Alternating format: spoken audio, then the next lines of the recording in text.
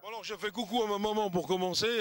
Je- Bien, eh bien, bienvenue sur l'aérodrome de Besançon-Lavez, l'aérodrome de la Chambre de commerce où aujourd'hui, c'est 13 et 14 septembre 1997, nous présentons le show européen d'aéromodélisme qui rassemble, comme il se doit, dans un lieu pareil, les meilleurs pilotes d'Europe avec les plus beaux avions, les plus grosses machines, dans une ambiance extraordinaire et avec un soleil enfin au rendez-vous. Eh bien Gérard, alors que l'avion du Team Garda nous accueille sur le terrain, peux-tu nous raconter comment s'est créé en fait le meeting des têtes brûlées? Ah, ça s'est créé tout naturellement. Un jour, j'ai emmené mon ami Serge Guerda sur l'aérodrome de Lavez et on a tout de suite convenu qu'il fallait faire quelque chose sur ce terrain. Alors où ça a été fantastique, c'est qu'on a été tout de suite très très bien accueillis par la Chambre de commerce qui a tout de suite donné son feu vert et c'est grâce à la Chambre de commerce et aux utilisateurs du terrain qui sont très compréhensifs qu'on a pu réaliser le premier meeting des têtes brûlées. L'aérodrome est tout récent en fait, il a que quelques années, hein.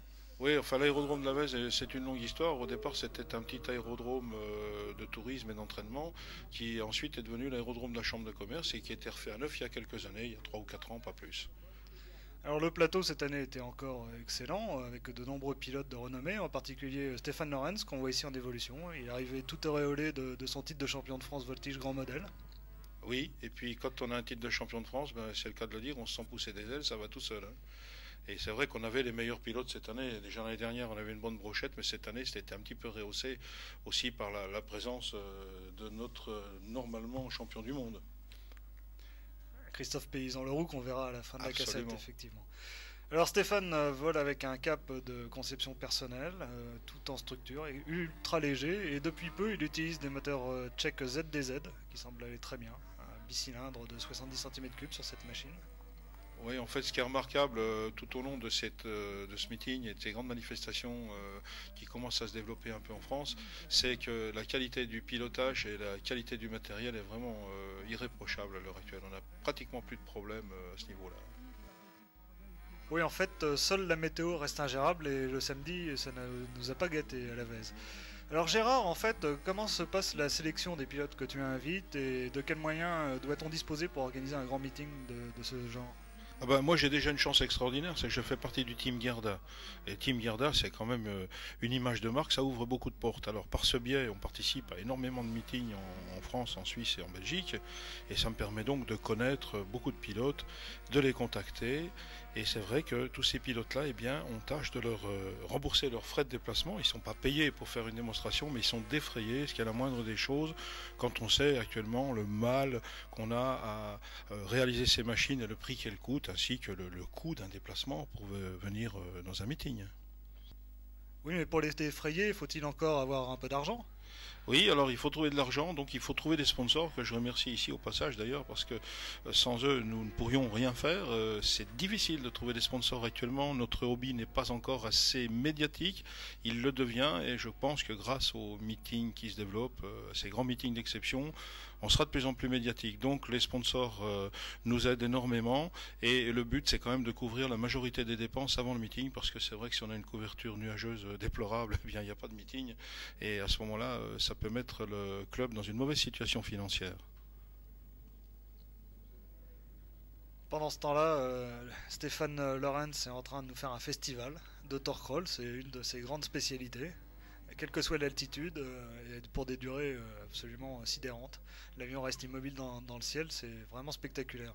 Le public, même de non-connaisseurs, apprécie beaucoup ce genre de vol, il faut dire. Oui, et alors ce qu'il faut dire aussi, c'est que ce genre de figure est tout nouveau. On n'aurait pas pu imaginer faire de telles figures comme on les voit actuellement dans ces genres de démonstrations et même en compétition il y a quelques années. Alors, un de ses collègues de club, Stéphane Lorenz, Stéphane Carrier, que vous avez tous reconnu, évidemment, facile, à 11 ans, c'est le grand espoir de la voltige française. Tout à fait, Stéphane Carrier, moi je l'ai connu il y a à peu près 3 ans au meeting de Arles où il était déjà un grand bonhomme, bien que très petit par la taille, mais un futur pilote fantastique et très très gentil. Et d'ailleurs, si Stéphane Lorenz est champion de France en voltige grand modèle catégorie internationale, Stéphane est lui champion de France en catégorie nationale. Il passe donc en catégorie internationale l'année prochaine, il va se frotter aux vrais grands pilotes, ça risque de faire du remue-ménage, j'ai l'impression. Ça va bouger, oui. Et alors, moi, ce que j'ai trouvé aussi extraordinaire dans cette présentation de la Vèze, c'est que Lorenz donnait des conseils à Stéphane Carrier, Christophe Paysan-Leroux donnait des conseils à Lorenz. Il n'y a absolument aucune concurrence entre eux, bien au contraire, il y a une entraide fantastique. Et cette entraide, on la retrouve également entre tous les pilotes qui participent à ces meetings. Oui, en fait, une confrérie semble en train de se créer. Absolument. Très très grande gentillesse. Alors, chacun donne des conseils à l'autre, un petit coup de main s'il y a un problème moteur, parce qu'on a tous eu ce genre d'avarie un jour ou l'autre. Et ça, c'est très très important. J'ai eu une discussion avec Frédéric Rémy, qui est un tout nouveau dans la partie qui vient de s'intégrer actuellement au pôle des pilotes qui font ces démonstrations. Et c'est la première remarque qu'il m'a fait. Il m'a dit, je croyais avoir affaire à des pilotes qui est un peu la grosse tête. En fait, c'est pas du tout le cas. C'est tout à fait le contraire. Et ça, c'est ce qu'il peut y avoir de mieux pour notre hobby. Eh bien, vous voyez que Stéphane Carrier est aussi un maître du torque-roll, hein, ça fait aucun doute. Il a vraiment beaucoup d'avenir, ce jeune. Alors, sa machine est un Cap ZN9, ultra léger, réalisé d'une façon vraiment minimaliste, je dirais, pour justement pouvoir, avec une puissance bien sûr suffisante, mais avec un moteur tout à fait classique, tenir des torque-rolls indéfiniment. Une très grande maîtrise de pilotage. Absolument, avec des atterrissages parfaits. Et là, on voit encore toute la famille Carrier, Lorenz également. Oui, qui sont en train d'aider justement un autre membre du team Gerda. Oui, Joseph Paraca, dit Jo le Fou.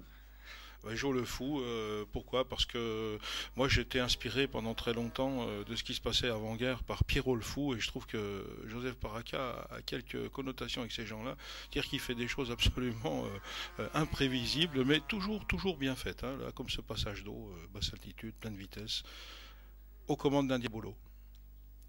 Un autre modéliste suisse, qui est un habitué de la Vèze aussi.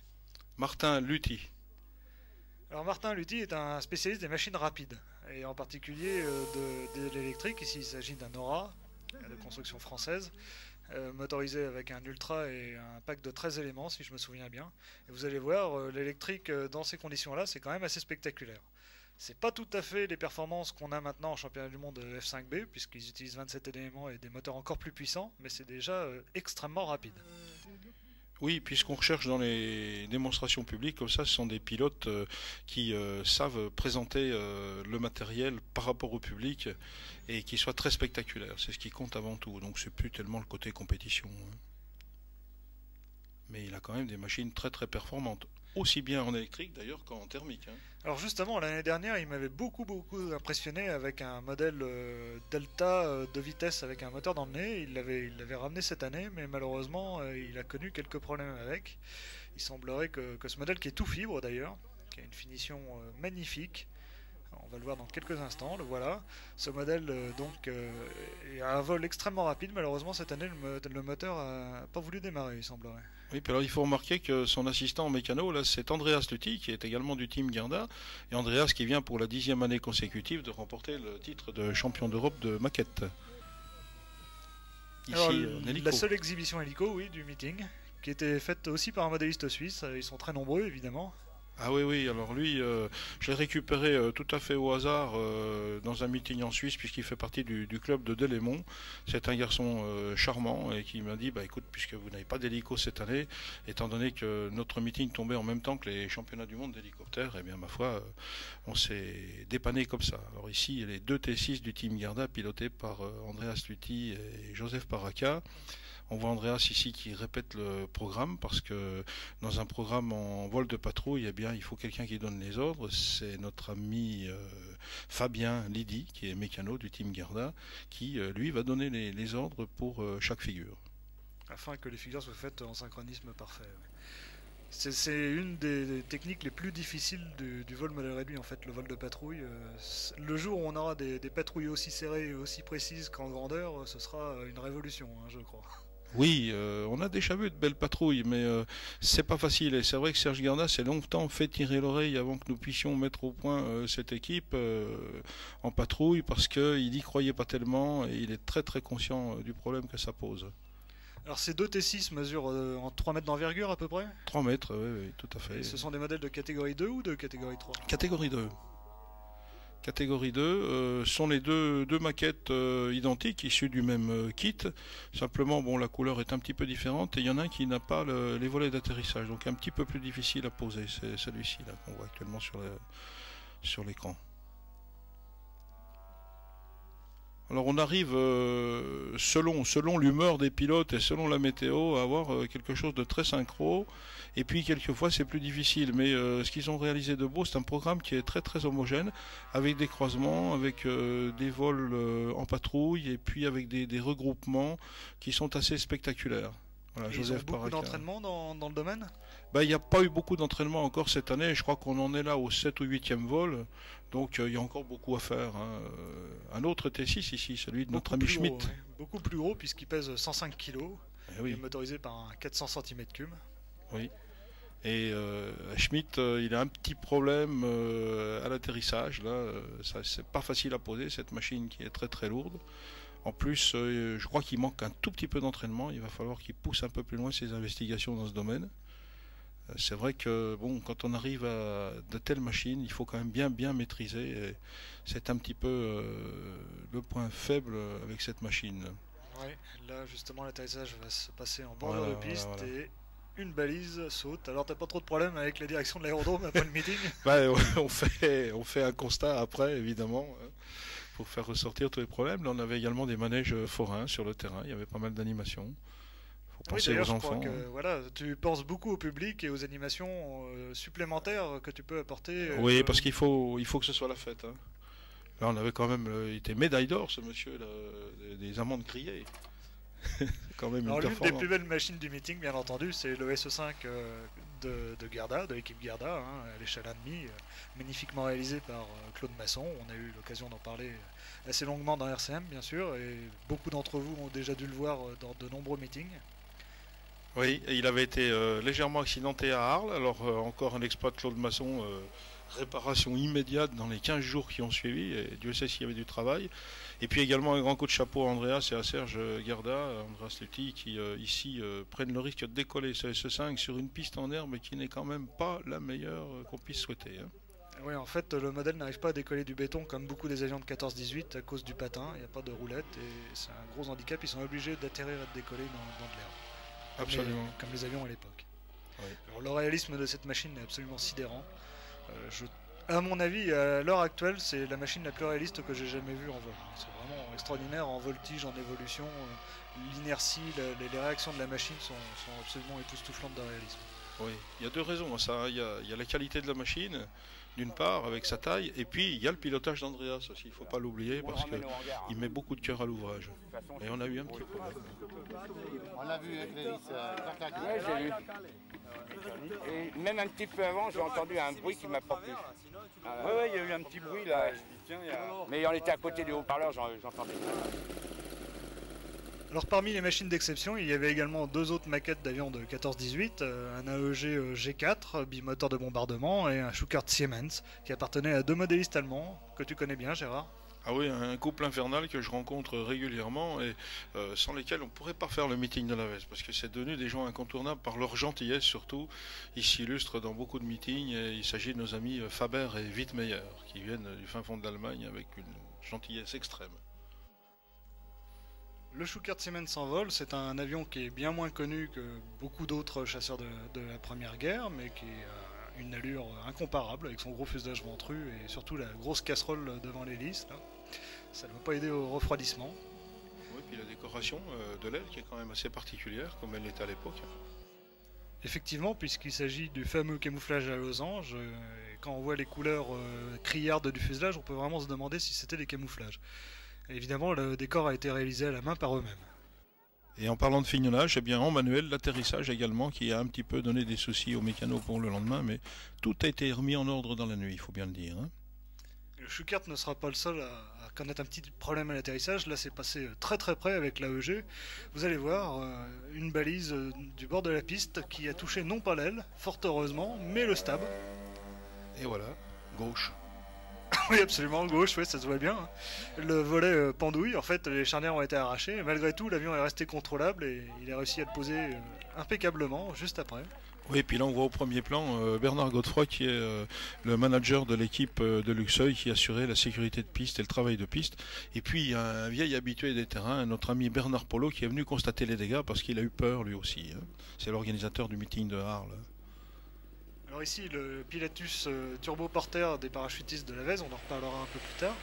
Et vous allez voir justement que les modèles étaient impeccablement réparés pour le lendemain, où ils ont fait d'autres vols tout à fait spectaculaires, toujours très appréciés du public, parce que c'est deux machines assez imposantes quand même, et avec leur vol lent et le largage des bombes de l'AEG, c'est un spectacle. Oui, alors il largue également des bombes qui sont très spectaculaires et très efficaces. Et l'année dernière, il m'avait d'ailleurs proposé, comme il y avait beaucoup de resquilleurs en bout de piste, d'aller larguer une ou deux bombes sur ces personnes, chose qu'on n'a pas faite bien évidemment. Et voilà tous les deux en vol, là, avec un magnifique ciel de traîne. Alors l'AEG est quand même une machine vraiment de grande envergure, puisqu'elle mesure 4,60 m. Il pèse 36 kg cet avion, et il est motorisé par deux Titan 62. Oui, et il a un vol très réaliste et très lent, mais très agréable en même temps. Alors si on voit ces modélistes allemands dans les grands meetings français, c'est peut-être parce qu'il est plus facile de faire voler les catégories 3 en France qu'en Allemagne.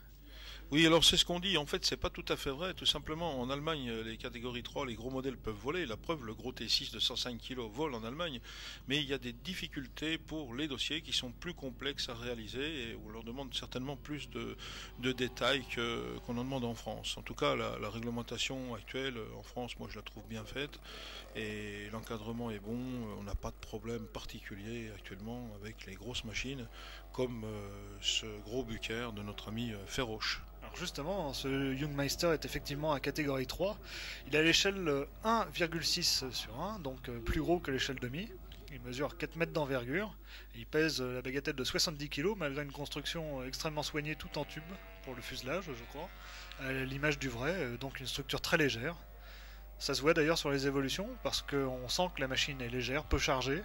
Il ne vole pas très vite, mais passe toute la voltige grâce à un moteur 280 cm3 Limbach réducté, à courroie. Oui, et Ferroche devait également venir avec un P47 qui était d'ailleurs le même que celui de notre ami Jean Bierinx. On les a vus voler en Arles tous les deux en vol de groupe et c'était magnifique. On n'a pas eu la chance de les avoir à Besançon pour raisons techniques, mais ça n'est que partie remise.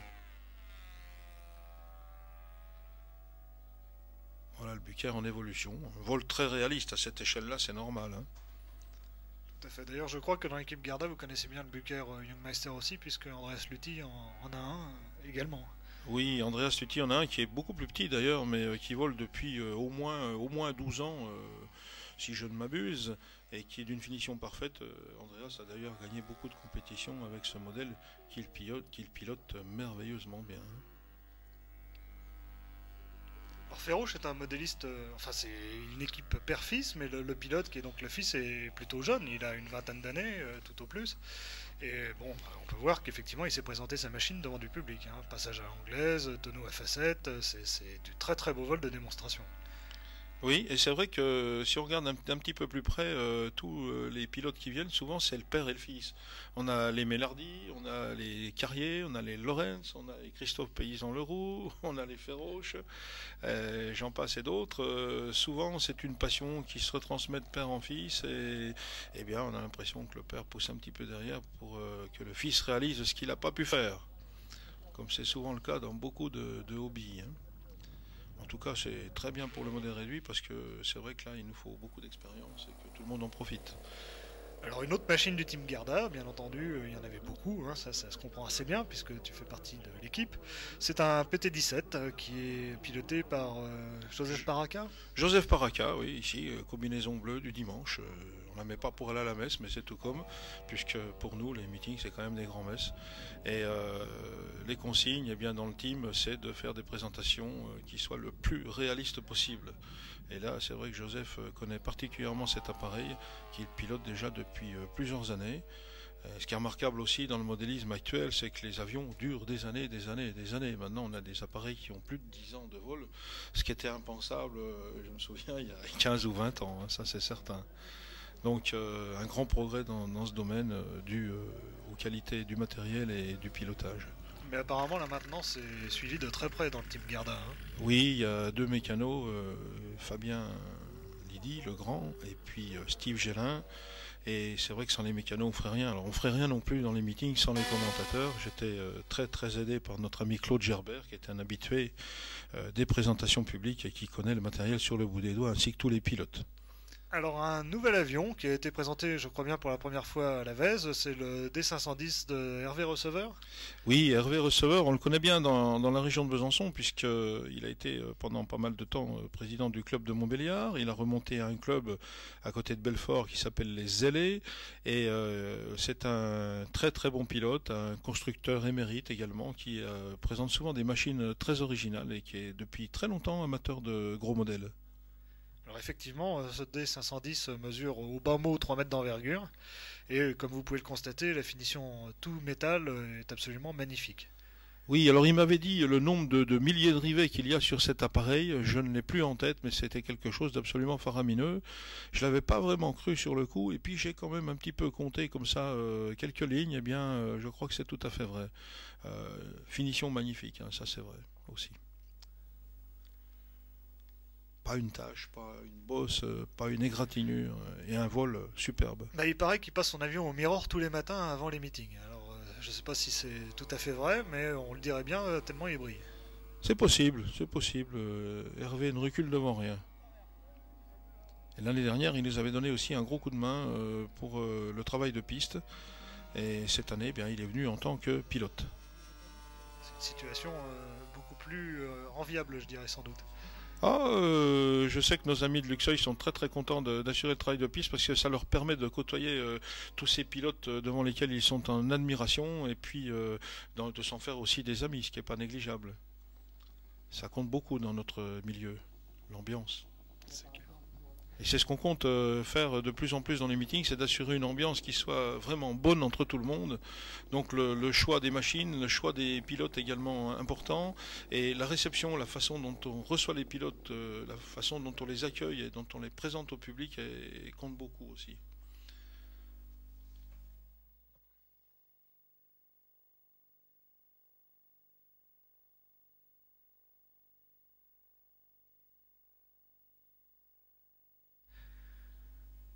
Alors cette magnifique semi-maquette, pour ceux qui n'auraient pas reconnu, c'est le Boomerang de Rainer Treder, un Allemand qui est célèbre pour ses réalisations, souvent vu à la Ferté-Alais. Il était invité pour la première fois à la Vèze, je pense qu'il reviendra parce que bon, c'est un modéliste très sympathique et qui a des vols assez spectaculaires et très réalistes. C'est peut-être pas de l'esbrouf, c'est peut-être pas ce qu'apprécie le plus le public, mais en tous les cas, moi je trouve qu'au niveau modéliste, c'est un pilote d'une rare finesse. Alors son boomerang est à l'échelle du car, il mesure 2,90 m d'envergure et il est fortement motorisé avec un King de 140 cm3 pour seulement 20 kg.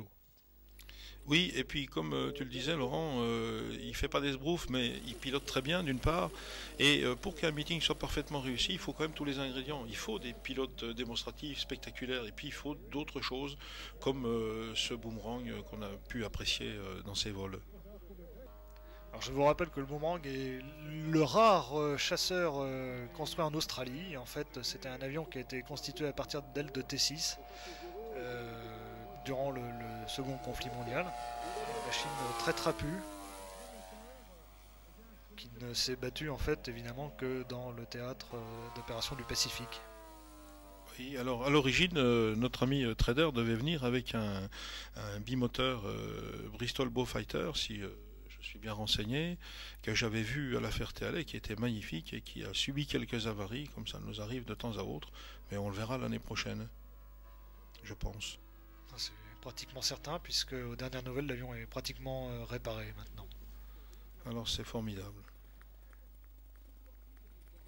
Il y a d'autres modèles également en préparation, ça on n'en parle pas. Et ce que je peux dire aussi, c'est que grâce à RCM, on a pu rencontrer certains pilotes que je ne connaissais pas et qui se sont fait une joie de venir nous épauler dans ce meeting. Alors ici, une figure légendaire et bien connue, Jean Bierinx, aussi connu que ce Corsair. Oui, tout à fait. Ça fait quelques années que j'envole avec cette grosse machine à l'échelle du tiers, qui mesure 4,20 m d'envergure et qui pèse la bagatelle de 53 kg. On voit que le nouveau moteur qu'il a installé dedans pousse fort, hein, c'est un Wesley de 380 cm3. Un moteur qui a une petite histoire dans la mesure où c'est en fait des moteurs de drones, de cibles radiocommandées de l'armée anglaise, qui sont récupérés après que la cible ait été descendue par les canons de DCA au fond de la mer en fait. Et ils sont reconditionnés ensuite et Jean a réussi à se procurer un de ces moteurs qui vraiment a transfiguré son avion. Auparavant, il utilisait un Limback 280 cm3 réducté. C'était tout juste comme puissance, mais depuis qu'il a ce moteur-là, franchement, le Corsair est beaucoup plus impressionnant que par le passé. Oui, et pour nous, c'était une grande joie de l'accueillir parce que le Corsair, c'est quand même l'avion mythique des Têtes Brûlées. Alors, compte tenu du titre et du nom de l'association, les Têtes Brûlées, on ne pouvait pas faire moins que de présenter le plus gros Corsair qui existe actuellement en état de vol dans notre beau pays. Voilà, un touch and go, on a vu la roue droite qui a quelques petites faiblesses. Oui, la masse que représentent les catégories 3 sont toujours des problèmes pour les trains d'atterrissage. C'est peut-être le point le plus délicat sur un avion à réaliser, le train d'atterrissage. Oui, surtout sur le Corsair, puisqu'on sait que la roue tourne en rentrant, ça complique encore un petit peu les choses, donc ça donne un petit peu plus de difficultés. Voilà un très très bel atterrissage.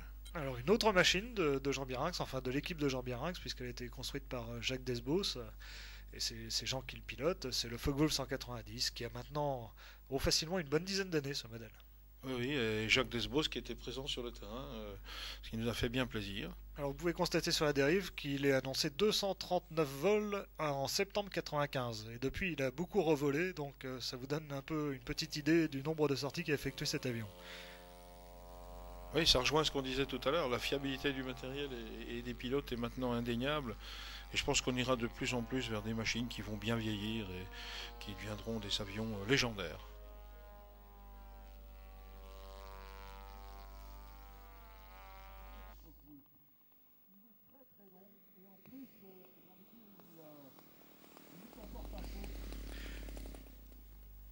Moins mythique mais plus gigantesque, il s'agit évidemment du Messerschmitt 232 Gigante de Noël Parrot, un régional de l'étape. Ah oui, tout à fait, il est de Dijon, donc pas très loin.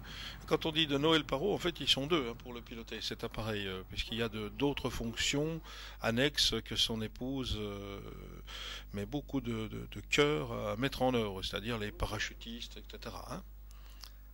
6 moteurs à régler. Oui, 15 cm3 Super Tigre, des moteurs 2 temps classiques. C'est rare que d'aussi grosses machines utilisent des moteurs au méthanol. Tout à fait, oui. Et ça se passe très très bien. Bon, de temps en temps, il y a un petit problème moteur, mais Noël est un bon pilote, il veille particulièrement à la mécanique. Donc on n'a pas constaté trop de difficultés de ce côté-là. Alors la machine est à l'échelle du 9e et elle mesure 6,40 m d'envergure. Ça vous donne un peu une idée de la taille qu'avait le modèle original, qui était un transport de charges lourdes de la Deuxième Guerre mondiale, qui avait été d'abord conçu comme étant un planeur remorqué et qui était motorisé ensuite quand il a fallu approvisionner les troupes de Rommel en Afrique du Nord. La maquette pèse 33 kg, c'est donc lui aussi un catégorie 3 bien entendu. Oui, mais alors il n'est pas chargé du tout, donc il a un vol très lent. Et on peut constater là que les passages se font face au vent à une vitesse relativement réduite. Bon, ce qu'on peut dire aussi, c'est qu'il n'y a quand même pas eu beaucoup de modèles construits, de vrais avions de ce type-là. C'était presque du prototype. Voilà, un bel atterrissage. Alors, il y a un nombre de roues aussi assez imposant. Oui, et pour ce genre de modèle, je trouve justement que Noël se débrouille très bien parce que la voie du train est vraiment très peu large. Oui, c'est ce qui pose des problèmes au décollage, notamment quand il y a du vent de travers. Voilà un autre avion mythique, celui-là, tout comme le Corsair, le Lightning P-38 de notre ami Heinz Walti. Et on l'a déjà vu voler l'année dernière avec des présentations très spectaculaires. Ah oui, ça c'est typiquement le pilote de démonstration qui sait enflammer la foule. Absolument. Avec quelquefois quelques petits problèmes, notamment on sait qu'il en a eu avec son Hercule, qui n'est peut-être pas fait pour des présentations aussi fougueuses. Mais le Lightning P-38, lui, se prête tout à fait bien à ce genre de présentation. Alors là encore, un modèle de belle taille, puisqu'il mesure 4,30 m d'envergure. Il pèse 35 kg. Il est à l'échelle du 1,3,7. Et il est motorisé par deux classiques Titan 62 cm3. Oui, et c'est le deuxième qu'il a construit parce que je crois savoir que le premier avait servi au tournage d'un film à la fin duquel il était détruit, cet appareil. Ah, il a été détruit non pas pour le film, mais sur Pan Radio. Hein. Oui. C'était pas volontaire du tout. D'accord. Mais il n'empêche qu'il s'est quand même remis au boulot et il a réalisé un deuxième modèle qui est absolument parfait dans ses présentations. Et oui, et pour réaliser ce modèle, il lui a fallu à peu près 2500 heures de construction, ce qui est quand même pas rien. Non. On se demande d'ailleurs parfois où les modélistes arrivent à trouver autant de temps libre pour construire des avions. Eh oui, mais alors on se rend compte également que leurs épouses font souvent partie du team, hein, comme c'est le cas ici avec son épouse qui l'accompagne dans tous les meetings. Donc je pense qu'elle doit passer pas mal d'heures aussi sur les avions. Probablement. En tous les cas, il n'y a que lui qui a le plaisir de les piloter. Oui. Mais elle participe au rôle. Hein. C'est exactement le même cas avec Mireille et Henri Wild. On voit très souvent dans les meetings. Bon, Mireille est là, elle pilote pas, mais elle prend un plaisir immense à chaque démonstration. Alors ceux qui prennent plaisir aussi, c'est évidemment les spectateurs. Quand ils voient évoluer une machine comme ça évoque des souvenirs mémorables. Ouais, Alors oui, regardez la qualité de l'atterrissage, ça en dit long sur la qualité du pilote. Hein. D'autant que la piste de la Vèze qui fait plus de 1400 mètres de long est parfaitement plate, mais difficile à poser parce qu'on a toujours un petit peu de vent dessus et ça crée un petit peu des effets de pente dus au bord de la piste qui remontent un petit peu. Oui, il y a quelques turbulences. Alors ici, une machine qui a été présentée pour la première fois au public à la Vèze, une machine très récente qui nous vient de Belgique. Cet appareil vient de Belgique, effectivement. Il s'agit d'un DC-4 aux couleurs de l'armée belge, présenté par nos amis Mélardi, et qui va été certifié environ 15 jours avant le meeting sur ce même terrain de la Vèze avec notre ami Philippe Bataillé. Tout s'est très très bien passé. Un vol d'entraînement, 2 vols de certification dans la foulée. Grande fiabilité dans toute l'équipe. Une équipe, là encore, constituée d'une façon familiale, je dirais. Tout à fait, oui. Le père, le fils et puis le mécano. Qui n'est pas forcément de la famille, mais enfin qui suit partout lui aussi. Oh bah oui, lui il fait partie des meubles maintenant, on peut plus s'en passer. Alors c'est un modèle qui mesure 6,50 m d'envergure et qui pèse 80 kg, c'est l'un des plus gros catégorie 3 qu'on connaisse à l'heure actuelle. Oui. 4 x 60 cm3, là il n'avait pas les capots moteurs parce que c'était les tout premiers vols, hein. Il avait fait 2 vols de certification, ensuite ils ont laissé l'appareil dans les hangars de l'aérodrome de la Vèze pour ne pas avoir à le ramener et à le ramener 15 jours plus tard, et donc là c'était le premier vol public. C'est un grand honneur qui t'a été fait là. Absolument, oui, oui, là c'était une première sur toute la ligne, certifié à Besançon, premier vol public à Besançon-la-Vèze, formidable. C'est comme ça que le meeting prend des lettres de noblesse aussi, hein, en voyant pour la première fois des machines qui viennent juste de sortir des ateliers. Oui, je crois qu'effectivement, il y a une certaine notoriété qui s'installe parce que je crois qu'on a su comprendre et recevoir les pilotes, mettre à leur disposition les installations qu'il fallait et puis les encourager à faire mieux chaque année. Hein. Ça, il ne faut pas oublier que l'année prochaine, on attend encore mieux. On ne dira pas tout pour l'instant. Vous pouvez voir les évolutions de cet avion. Franchement, pour un 3 ou 4e vol, c'est assez extraordinaire. De réalisme, c'est stupéfiant. On arrive maintenant à faire des machines qui sont tout à fait au point, qui sont d'une fiabilité, on l'a déjà dit, remarquable, et surtout qui ont un pilotage qui semble ne plus poser aucun problème. Voilà, l'atterrissage parfait. Sur l'axe de piste, et il y reste.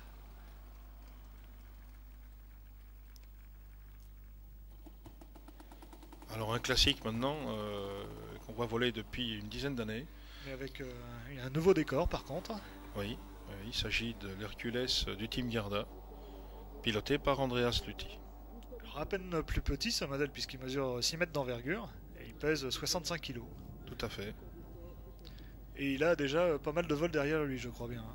Eh bien, je crois me souvenir qu'à la Vèze, il en était à son 134e ou 135e vol, ce qui est pas mal pour un modèle de cette taille, et avec toujours autant de fiabilité. Ça, c'est sûr qu'un modèle aussi fiable, on l'a vu l'année dernière à Arles, avec le Mistral qui avait volé dans des conditions comme celle-là.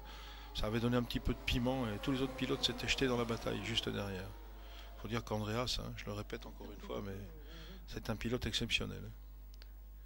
Alors contrairement au Douglas DC4 qu'on a vu précédemment qui est entièrement en structure, le fuselage a une structure en bois à l'intérieur qui est assez impressionnante, cet Hercules est pratiquement tout en polystyrène je crois. Ah oui, à 80%. Le fuselage, c'est que du polystyrène avec bien entendu un coffrage et des couples. Les ailes également. Il a été tout refait cette année, il y avait quand même beaucoup de travail à revoir parce que après 10 ans de bons et loyaux services, bien qu'il soit correctement entretenu, il y a quand même des petites choses qui nous échappent et quand on démonte tout, là on se rend compte qu'il faut réviser régulièrement ces modèles. Magnifique touch and go, magnifique atterrissage, rien à dire. Il y avait un second Hercules, alors là, grosse surprise, puisque 3 mois seulement après l'affaire TLA où il avait entièrement détruit son modèle, Heinz Walti représentait un nouvel Hercules de 5 mètres d'envergure. Là encore, c'est un véritable tour de force, on se demande comment il trouve le temps de faire tout ça. Ah oui, oui, là il en veut. Hein. Je crois savoir d'ailleurs qu'il avait prévu de construire 3 Hercules cette année. Donc ça c'est le deuxième. Et il a un vol spectaculaire. Il est un petit peu plus petit que celui du Team Gerda. Il fait 1 mètre de moins.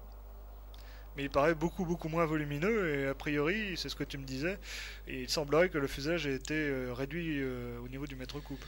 Oui, j'ai pas pris de mesure, mais comme ça, en regardant les photos tout simplement et en regardant les projections vidéo, on se rend compte que le fuselage est moins maquette, d'ailleurs proportionnellement à la dérive. Il y a quelque chose qui n'est pas tout à fait en proportion. Enfin, les qualités de vol sont là. Hein. Ouais, on va pouvoir le constater tout de suite avec... Encore une fois, c'est le spécialiste des passages à l'anglaise, hein, notre ami Walti. Les passages inclinés devant le public, là, je pense que les photographes se régalent. Absolument, oui. Et je crois que son régal à lui, c'est de faire des passages à l'anglaise sur un terrain allemand alors qu'il est d'origine suisse. Alors comme vous pouvez le constater, cet Hercules porte la livrée des gardes-côtes américains, qui est extrêmement sympathique elle aussi, tout comme celle de l'avion de maintenance des Blue Angels qui a été réalisé par l'équipe Gerda cette année et qui change d'ailleurs complètement la physionomie de cet avion. Je crois que c'est Serge Gerda lui-même qui a décidé de changer le décor de l'avion. Hein. Ah oui, oui, Serge a énormément d'idées et il les met tout de suite en application. C'est le gros avantage qu'on a avec lui. Hein. C'est qu'on ne va pas perdre de temps à tourner en rond, à essayer de faire autre chose, à savoir comment on va faire. Ça se décide et ça se fait. Et puis il met beaucoup de cœur à l'ouvrage et il met la main à la pâte. Hein. Papy Gerda. Alors, dans le domaine des papys, on a 2 papys sympathiques également sur le terrain qui viennent tous les ans à la Vèze. Il s'agit de notre ami Marcel Lecleyou qui est un adepte du Vilga et qui a un magnifique Vilga et qui est toujours aidé par notre ami Louis Millet qui est le constructeur du Cricri. Allez, c'est parti pour le Vilga. Vas-y Marcel. Bon, Marcel, il a une certaine notoriété parce qu'il était juge également, on le connaît depuis des années. Il ne prétend pas faire des miracles sur le terrain, mais c'est un personnage très sympathique qu'on accueille toujours avec beaucoup de plaisir. Alors là, il a quelques petits problèmes sur la profondeur, donc il va immédiatement se poser. On ne sait pas vraiment ce qui s'est passé. De temps en temps, il y a des phénomènes qui sont relativement durs à expliquer. Alors cet avion est issu d'un kit allemand Frisch, il mesure 4 mètres d'envergure et il possède la particularité d'avoir un train métallique très bien suspendu. D'ailleurs vous allez pouvoir constater le travail des amortisseurs à l'atterrissage. Ça évite tous les rebonds et ma foi ça peut être utile sur un avion de travail aérien qui est souvent utilisé comme remorqueur. Un autre must de ce meeting, le Cricri. Le Cricri de notre ami Louis Millet, piloté par Henri Wild. Eh bien Louis, on est en train de le pousser un petit peu pour qu'il modifie ce Cricri et l'équipe de 2 réacteurs comme l'est équipé des vrais Cricri que l'on voit en meeting piloté par notre ami Duval. Bien, en tous les cas, pour l'instant, il est motorisé par 2 King 140 cm3, semble-t-il, après avoir eu 2 3W de 120 cm3. Un peu plus de puissance ne lui fait pas de mal. C'est un avion, c'est le premier modèle réduit à l'échelle 1, comme vous le savez, entièrement construit contrairement au vrai en bois, le vrai étant entièrement métallique, il mesure 4,90 m d'envergure, et il a nécessité à peu près 1500 heures de construction. Alors, on sait aussi que Louis Millet est un constructeur amateur d'avions réels émérite, puisqu'il a 6 ou 7 avions à son actif déjà, et donc on peut raisonnablement penser que c'était pas un challenge totalement fou pour lui que de réaliser ce Cricri échelle 1. Ah oui, puis en même temps, il y avait un hommage à son père. Louis m'a expliqué ça, on va pas revenir dessus, ça serait trop long. Et là, aux commandes, c'est Henri Wild qui pilote ce Cricri, puisque Louis estime que maintenant, il n'a plus l'âge de présenter cet appareil en meeting. Et il a un autre pilote qu'on a vu à l'œuvre également, excellent, lui aussi, Frédéric Rémy, tout nouveau venu dans les meetings. Alors le Cricri qui est un avion acrobatique comme le vrai. Oui, il passait toute la voltige, hein, il la passe toujours d'ailleurs. Et là encore un modèle qui fait preuve d'une belle fiabilité puisqu'il y a déjà quelques années qu'il vole et il est dans de très très nombreux meetings lui aussi. Bah, Louis, c'est quelqu'un qui n'hésite pas à se déplacer et qui en même temps est un ambassadeur de sa région où l'on mange et l'on boit très bien. Et chaque fois, c'est vrai que Louis s'amène avec ses petites boîtes de foie gras, de plein de choses très très bonnes de sa région du sud-ouest. Alors là, on voit qu'il est en train de se mettre au réacteur. Hein. Tout à fait, oui. Là, c'est un banc d'essai pour le JPX, l'un des deux JPX qu'il a bien l'intention de monter sur le Cricri, effectivement. Ah, je ne sais pas s'il en a l'intention, moi il m'a encore rien dit. Hein. Ah bon, je pense que peut-être l'idée qu'on lui... quelque chose. Oui, je pense que l'idée lui trotte derrière la tête quand même. C'est possible. Alors là, les parachutistes du Paraclub de Lavez, il faut dire que ces parachutistes, une belle voile à déco d'ailleurs, qui était un de nos sponsors et qu'on remercie au passage, les parachutistes de Lavez ont une équipe assez fantastique puisqu'ils sont quand même 3 champions du monde au sein de leur club. Et une équipe emmenée vigoureusement par notre ami Sam. Alors là, le terrain était humide, glissant, on va en avoir une démonstration immédiate. Alors on avait aussi une personne qui n'a pas hésité à se mettre un petit peu les pieds dans l'eau puisque le terrain était relativement humide ce jour-là, c'est notre ami Jean-Claude Ray, le président de la Fédération française d'aéromodélisme qui était venu en personne et ça nous a fait un immense plaisir, preuve que la Fédération française s'intéresse aux grands meetings et va continuer je crois dans ce sens-là. Alors un des autres must de ce meeting est un modèle absolument exceptionnel, l'Airbus A340 de Mireille et Henri Wilde. Effectivement, je pense que tout le monde connaît ce modèle maintenant, qui a lui aussi fait preuve d'une fiabilité assez exceptionnelle, malgré le fait qu'il utilise 4 réacteurs JPX T260. Ceci dit, le moteur JPX s'est maintenant prouvé une excellente fiabilité, mais c'est surtout du fait de la complexité de ce modèle qu'on peut être agréablement surpris de sa fiabilité en fait. C'est vrai que à chaque fois qu'il a été présenté en meeting, il a réalisé tous les vols. Absolument, oui, sans difficulté. Et bon, Mireille au début, ainsi que Henri, avaient quelques craintes concernant la mise en route, donc ils étaient épaulés à juste titre par Rantais, spécialiste de ce genre de propulsion. Maintenant, ils se débrouillent très bien tout seuls. Et on voit ici Mireille qui surveille le chronomètre parce que la réserve de gaz n'est pas inépuisable et qu'il faut se poser à tout prix avant. Là, on voit bien les compensations dues au gyroscope qui aident parce que là, il y avait quelques petites difficultés dues sans doute à des turbulences en bout de piste. Hein. Oui, tout à fait. D'ailleurs, il semble bien que cet Airbus soit un modèle particulièrement compliqué à piloter. Il y a énormément de choses à contrôler. C'est ce que va nous expliquer Henri maintenant, d'ailleurs. C'est train sorti, là. Ça, c'est train sorti. Donc, si j'enclenche la radio, ça risque pas d'être que le train il rentre au moment où j'enclenche la radio. Donc, il faut que je désarme, là, et je rentre le train. Maintenant, je sais pas si c'est coupé. Et puis, ça, les volets, première position, la position classique d'approche avec 2 turbines, et puis à fond, quand je le lève, je vais lever un peu le nez à fond, le volet à peu près à 32-35 degrés. Ça, c'est les turbines à fond, enfin, turbine normale. Ça, la première position, c'est les turbines extérieures coupées, ce que je fais en arrière au milieu de la boucle à peu près. Et ça, c'est la coupure intérieure aussi des 2 turbines. Et puis bon, ben après, il faut que ça colle parce que tu ne peux plus repartir. C'est foutu.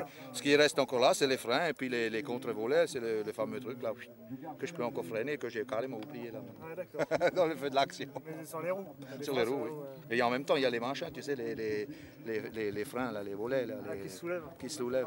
Mais comme j'ai plus assez de fonction sur la radio, j'ai combiné avec les freins parce qu'il ne faut pas absolument que tu ne manipules pas trop ça en l'air, surtout parce que je suppose que c'est assez délicat. Je pense que si ça t'arrive en l'air, c'est peut-être pas bon, quoi. Voilà, c'est ça. Ah, sacré Henri, ça c'est un sacré modéliste qui nous vient de Suisse, mais il n'est pas le seul. Tu avais vraiment beaucoup de modélistes d'exception de Suisse, et en particulier des pilotes de Pulso. Ben oui, on n'est pas loin de la Suisse déjà, ça explique cela. Et puis d'autre part, le Swiss Team Pulso sont des gens qu'on connaît quand même depuis une bonne dizaine d'années, qui ne font que du Pulso. Et je considère qu'il n'y a pas de bon meeting sans Pulso, parce que c'est quand même le côté spectaculaire. Ça fait du bruit, certes, on n'en présente pas tous les dimanches, on n'en voit pas tous les dimanches sur le terrain, ça va vite et puis ça fait plaisir au public. Donc comme nous sommes quand même là avant tout pour gâter le public, eh bien on en profite.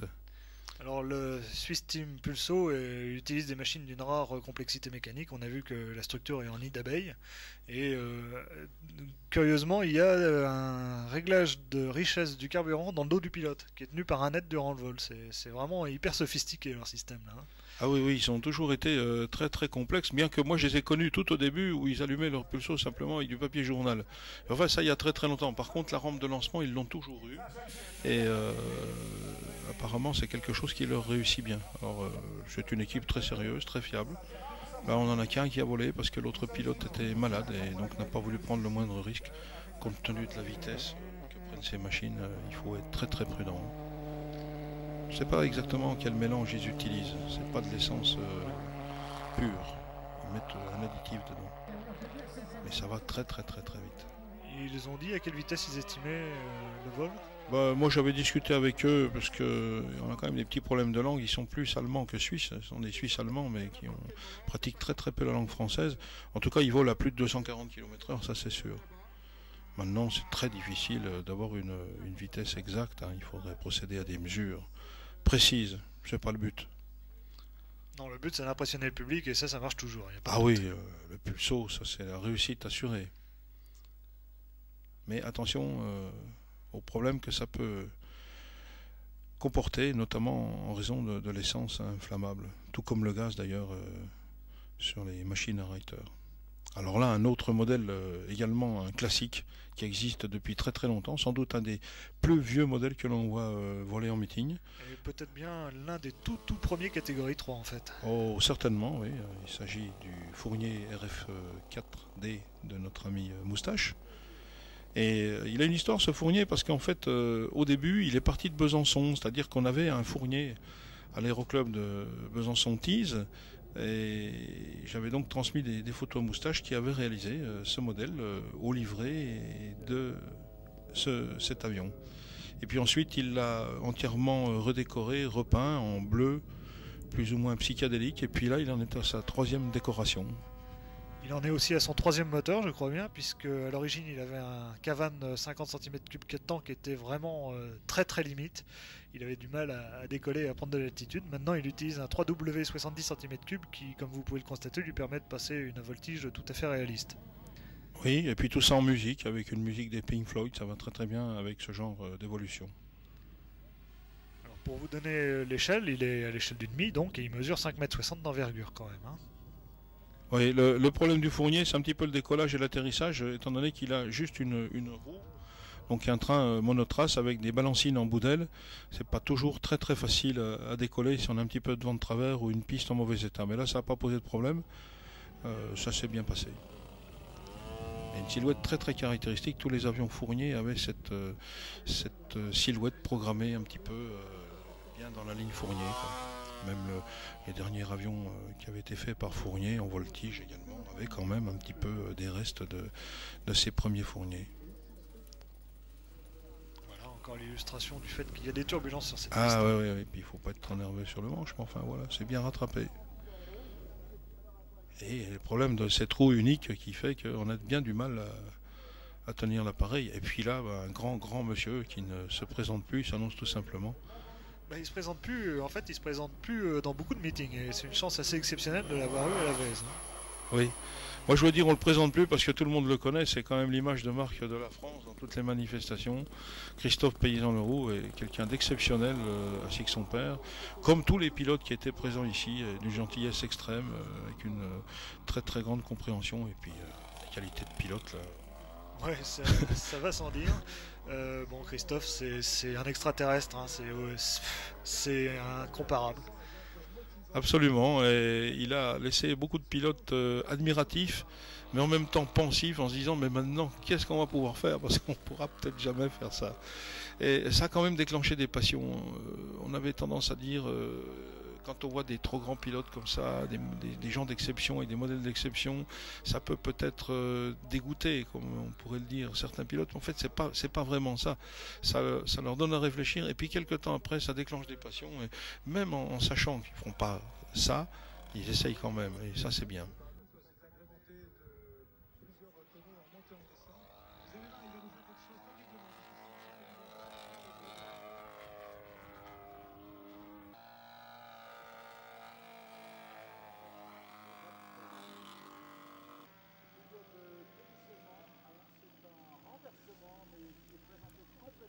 Les images sur le poste de commentaire, bien évidemment. Il faut dire que Christophe revenait tout juste des championnats du monde.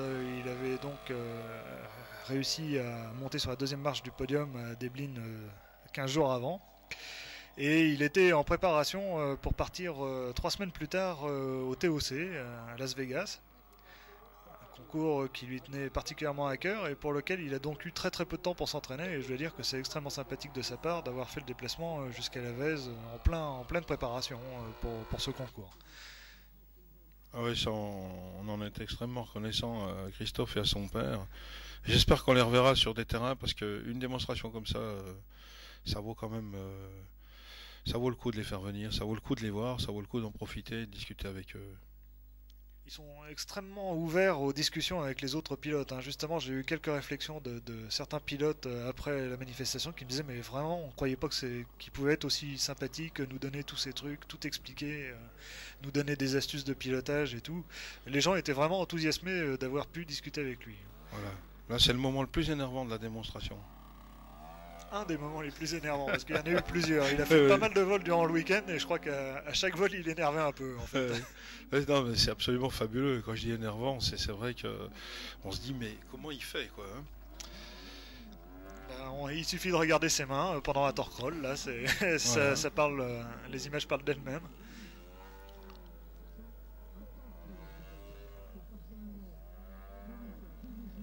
Mais en fait, la caractéristique de tous les pilotes qu'on a au meeting de la Vèze, c'est leur gentillesse, c'est leur bonne volonté, ce sont leurs qualités de pilote qui sont indéniables également. Et ça crée une ambiance. Et je crois que c'est ça le secret de la réussite d'un grand meeting. D'ailleurs, c'est pas pour rien qu'on les retrouve à Arles, qu'on les retrouve à Fayence, qu'on va les retrouver dans d'autres meetings dans les années à venir. Alors là, toute l'équipe de Luxeuil, c'était la fin du meeting, et toute l'équipe qui avait fait ce travail de piste, sans lesquels on pourrait rien faire non plus, parce qu'il faut quand même veiller à la sécurité de tous les côtés, et bien en admiration devant le dernier vol de Christophe.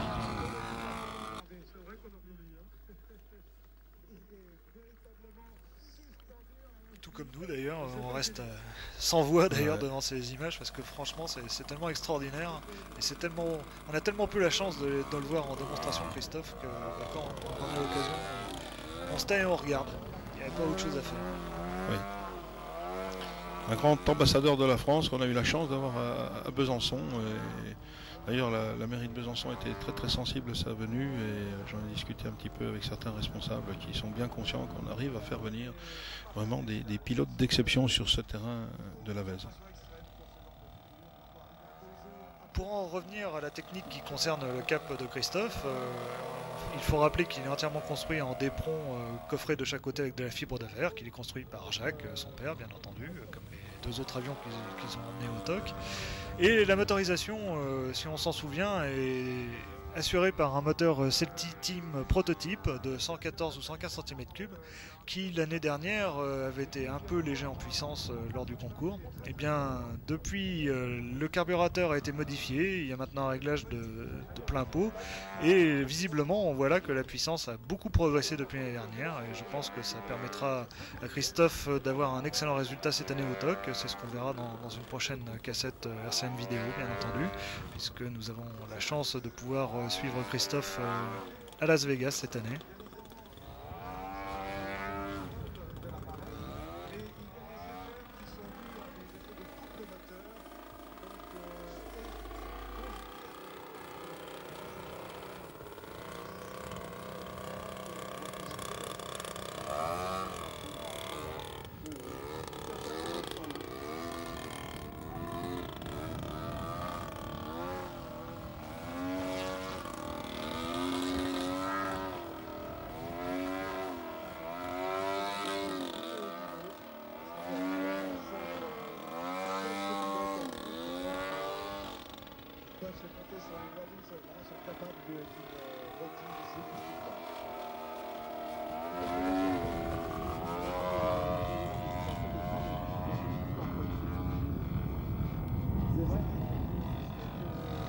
bien, on peut le voir, le meeting de l'Avez a été une réussite exceptionnelle grâce à la présence de nombreux pilotes d'exception.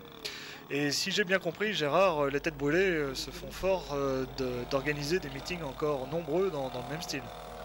Ah oui, d'ailleurs, si certains présidents de club ou si certaines associations sont intéressés pour organiser un meeting de ce type sur leur terrain, il suffit de nous contacter, c'est très facile.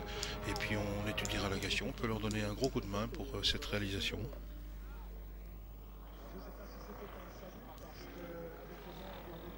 Et bien voilà, nous n'allons pas tarder à nous quitter sur ces images de sans doute la plus extraordinaire démonstration qu'il soit possible de voir aujourd'hui.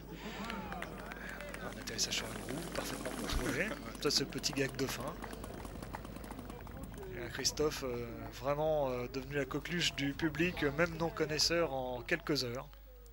Tout comme il n'y a pas de bon meeting sans Pulsorizer, il n'y a pas de bon meeting sans un final explosif, et c'était le cas grâce au Fly Team Berthelot qui a mis tout en œuvre encore cette année pour réaliser ce bombardement final. Alors rendez-vous l'année prochaine 19 et 20 septembre à Lavez pour la 3e édition du show européen d'aéromodélisme avec les têtes brûlées et bien entendu RCM.